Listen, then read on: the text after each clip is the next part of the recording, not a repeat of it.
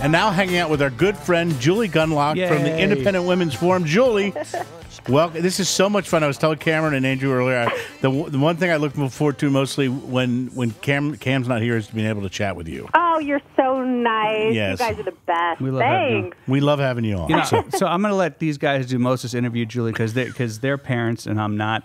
But you had this piece at acculturated.com. It's "We need more apology parents," and it said the first line of it says, "I'm an apology parent," and I honestly never would have expected that. I mean, no joke. That's crazy, really? I would have never expected that of you. You just don't seem like the type to apologize for things. Well, I don't apologize. Well, I might not apologize for things I write or you know for my own decisions, but children are horrible.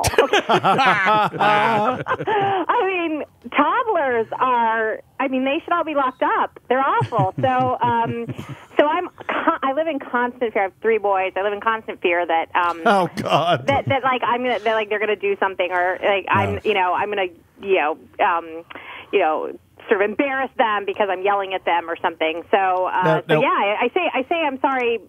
Frankly, for their behavior a lot. Yeah, Julie, when you moved from having 2 kids into having 3, did you and Darren have the conversation about switching from the man-to-man defense to the zone defense?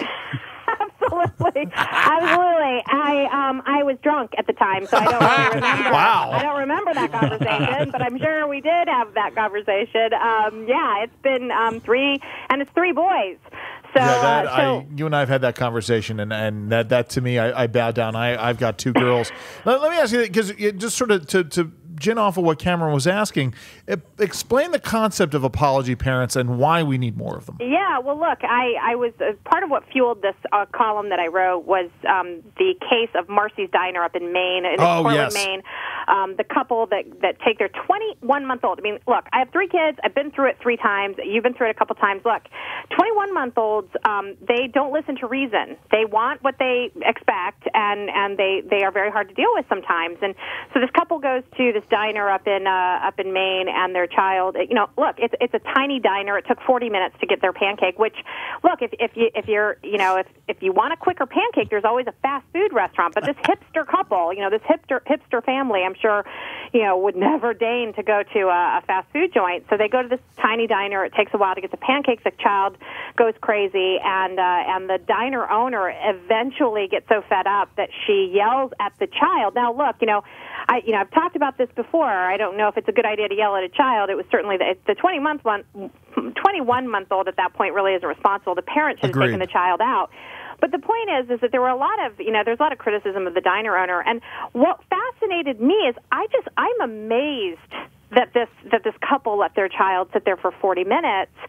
And I don't understand that kind of lack of understanding how your child could be annoying. And so, I'm an apology parent. The minute my child pipes up, I don't give him 40 minutes. I give him about 40 seconds, and then I'm outside. Yes, exactly. And 40 seconds later, on the way out of the restaurant, I'm apologizing to everyone I can make eye contact with. And so I think that's a sort of a difference in parenting styles. I've met a lot of unapologetic parents who just sort of feel like they're defiant. They're like, look, kids do this. Kids are, kids yell. And Julie, either defiant or they're just, I don't know, just so clueless to what's going on. I've seen situations where around here that drive me absolutely crazy. So with a kid who's totally out of control. And one time I saw here in the D.C. area, I saw a kid sitting on his father's shoulder. They're waiting in line. I'm behind him at a store. And the kid's literally, it's a little toddler or something, beating on the guy's head and screaming and yelling.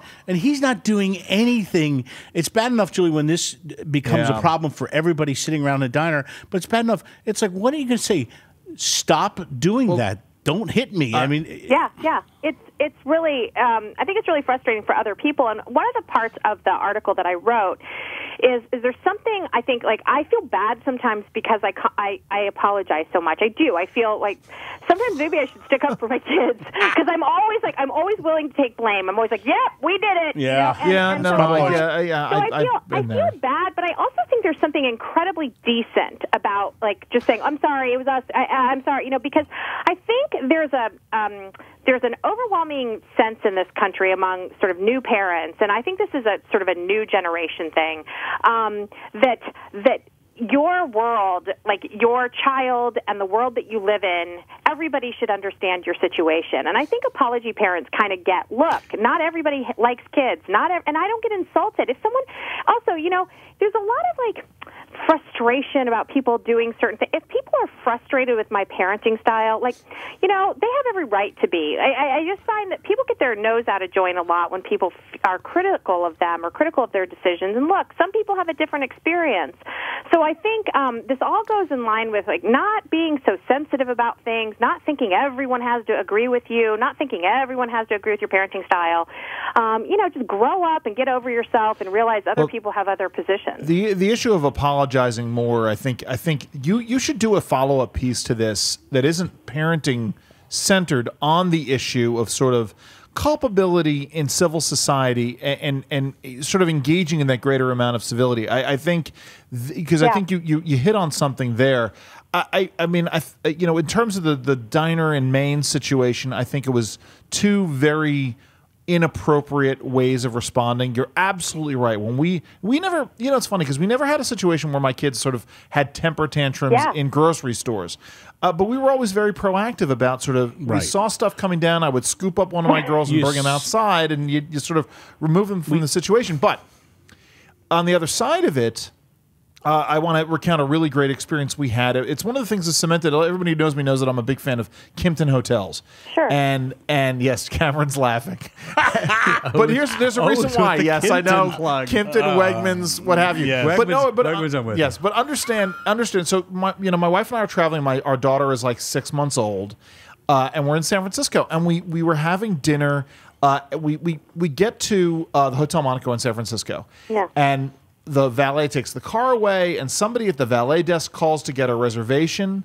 They say, we will call you in your room when your table's ready. We know you have an infant. We go downstairs when our table's ready. Our daughter gets a little fussy. It was very clear that folks were unhappy with the fact that our daughter was getting fussy. Right. The manager came over, and I'm thinking that I'm going to have to go and apologize. And she says, if you guys want dessert, why don't you pay now? We will have somebody bring your dessert up to your room for you. Perfect. I mean, it's just one of those things where I think that the manager of this diner could have reacted differently. And I think there's something else going on there. I think that there is a frustration with tourists generally, especially tourists probably out of Boston or New York who are up there.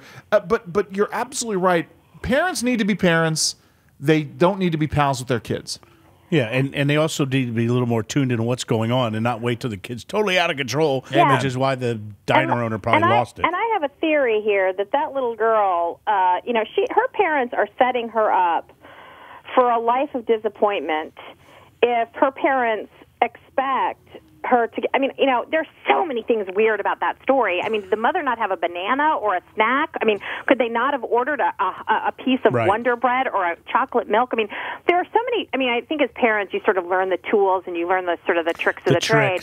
And the mother actually wrote a defense of herself. I mean, the astounding thing was that not only did this mother put a nasty note, I mean, what started this whole thing was that the mother then left the Marcy's Diner and then put a nasty note on Marcy's Diner Facebook page, at which point the diner owner responded. But then she writes this piece, this opinion piece in the Washington Post, outing herself as that mom and defending herself, and it was a non-defense. I mean, I talk about it in my column.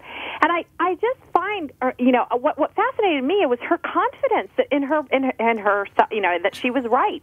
I think that we need to, as parents, realize that the world moves beyond us. The world moves on, and not everything has to do with my 3 kids, and the world is not going to accommodate them.